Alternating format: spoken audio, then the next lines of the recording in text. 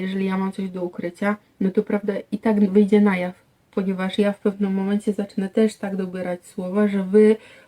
na jakichś poziomach też zaczniecie po prostu to zauważać, więc trzeba się po prostu tutaj też nad tym zatrzymać i zastanowić, że pamiętajcie, że autentyczność zawsze wygrywa, prawda zawsze wygrywa, nie kłamstwo, nie to, że będziecie coś ukrywać przed kimś i tak dalej, ponieważ jeżeli wy idziecie w prawdzie, to wasza energia cały czas idzie i jest wypuszczana na zewnątrz i ona będzie przyciągała do was coraz więcej prawdy, ludzi, którzy tej prawdy poszukują. Natomiast w momencie, kiedy wy na przykład idziecie w kłamstwie lub na przykład ta świadomość nie jest na takim poziomie jeszcze, że wy widzicie, że to idzie w kłamstwie,